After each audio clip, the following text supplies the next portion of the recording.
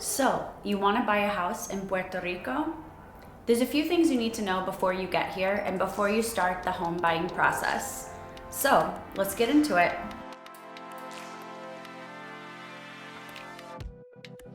Tip number 1, you need to get a pre-qualification letter. Most realtors here will not even set up an appointment with you before you send them your pre-qualification letter, but it's actually quite easy to get one. So we actually were just calling Banco Popular to ask them a couple questions, and then all of a sudden they were asking us a few questions, and next thing you know, we were pre-qualified and they sent us the letter. One thing to know too is most realtors want to see your pre-qualification letter with a lender from Puerto Rico, so not with Bank of America or some mainland mortgage company.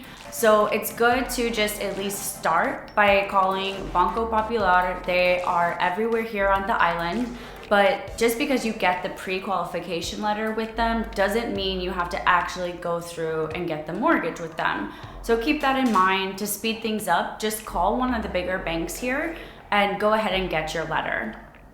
The pre-qualification letter will be for one specific city here in Puerto Rico. But once you get the letter, you can actually see properties anywhere on the island. The realtors don't care for what city it's qualified for. They just want to know that you are actually qualified for the price of the property. Another thing too is sometimes it's hard for us to set up meetings with these realtors. So when I text people now, I just say, hi, I'm interested in this property and we have a pre-qualification letter. Can we see it on Tuesday? Or just name a time. So 2 things there. Tell them up front you have the letter, and 2, tell them exactly when you want to see it, and this lets them know that you're a serious buyer. Tip number 2, you need to be on the island. So if you're looking for how to find a house, like where to start, the biggest website that you can go to is called Clasificados Online. But there is so many properties here that are not actually listed anywhere. They're not listed on Zillow, Redfin, Clasificados. So just walking around the neighborhoods that you're interested in purchasing a home or a condo, I suppose, you'll see a lot of se vende signs that aren't listed anywhere else. Obviously, this is only applicable usually to homes and multifamily and commercial properties. Condos themselves, like, it's a little bit more rare to see a se vende sign hanging outside the condo, but I have seen it occasionally on balconies. The other side of that is that most realtors will not give you the time of day if you're not on the island.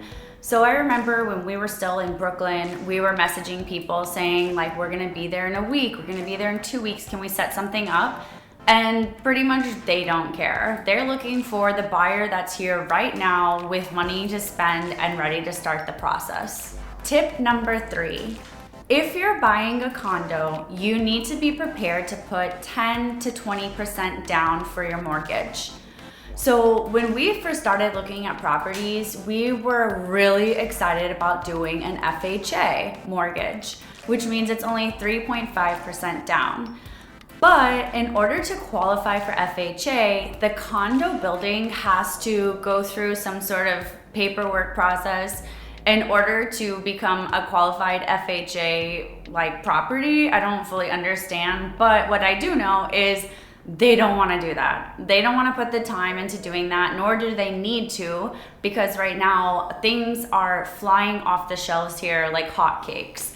So be prepared if you are going to actually go through with a mortgage and you are looking for a FHA or Fannie Mae, the chances of doing a condo or an apartment for that amount is very, very rare. It's more possible that you can probably do a house or a multifamily, but stay tuned for tip number 4 because there are some contingencies on that as well.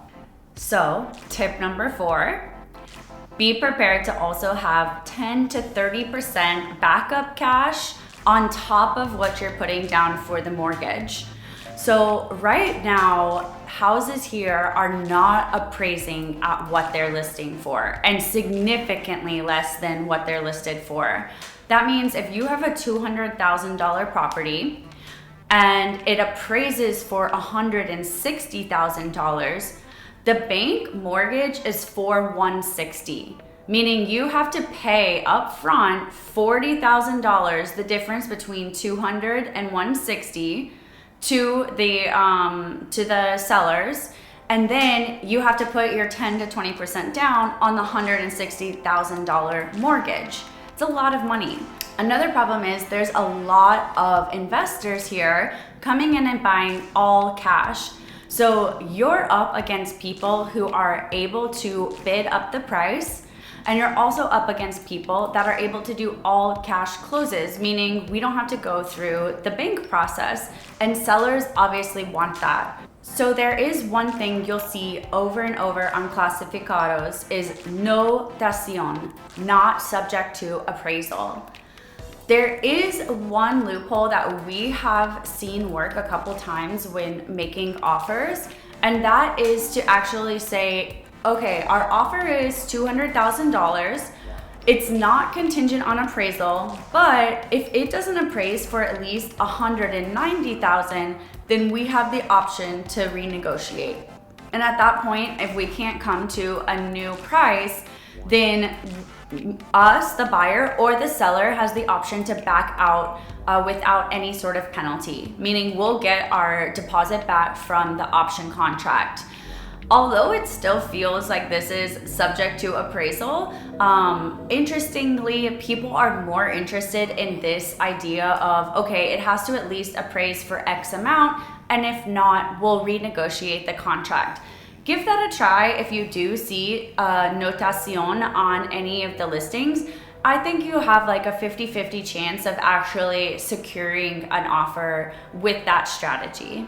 So essentially, you're going to need 10 to 20% down and then 10 to 30% backup cash in case the appraisal does not come in at list price. And right now, it's very rare to find something that is actually going to be appraised for what it's listed for. Meaning, before you even get here, just know that you need 20 to 50% of the list price that you're looking at. So it doesn't matter what you're approved for at the bank or what your pre-qualification says. A lot of times it's how much money do you actually have in the bank. And that was a big wake-up call for us because, like I said, we were looking forward to putting 3.5% down with maybe 4% for the closing costs.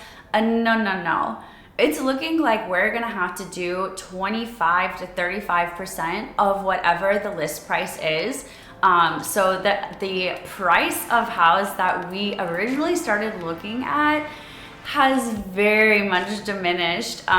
So we were looking at like 500,000 to 600,000, thinking, oh, we'll get a loan for that. Just having to put, like a 25 to 50K down. No, at this point, we're looking at like $200,000 homes, thinking we might have to put 50K down still. Okay, tip number 5, understand the current political and cultural climate here. So when we were first looking into Puerto Rico, we were only looking at, what are the cool areas to live in? What's the weather like? Obviously, like my boyfriend already speaks Puerto Rican Spanish, but I don't, so I started trying to learn it. But there's a whole other thing happening here right now that we had no idea about. I'm gonna make a whole other video, subscribe. But basically, there's a movement right now where there's a lot of rich crypto investors, YouTube stars, not me, I have like 2 subscribers, so I don't fall under this. But there's a lot of entitled Karens moving to Puerto Rico to take advantage of a new tax law. Like I said, there's a lot of nuance to this, but I'm gonna make a whole other video about what's happening, but it's creating a lot of tension here with the locals and newcomers from the mainland. So if you're deciding to move here, want to move here because you love this culture and you want to immerse into this culture, and not because you just want to come here and take advantage of something, and not because you want to change the culture in some way. So I think this is important to understand for anywhere you move though, right? Like nobody wants somebody to come in and act like they are better than them, that they're entitled to anything. So I think keep this in mind whether you're moving to Puerto Rico or any other country or state. But especially right now, the tensions are so high that you need to educate yourself and make sure that you're not contributing to the problem. Okay, last tip. Tip number 6, learn some patience. This has been one of the hardest things for us to tackle is patience, especially me. We're from New York City where things just move fast, and if you don't respond to an email in 10 minutes, like you're late. It's a whole different culture down here. People here value their free time, their time outside of work. They are not trying to check their emails at 8 p.m. or respond to you as quickly as possible.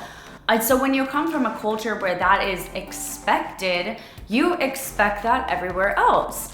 And just like my last tip, be flexible, be patient, because that's not how it is here.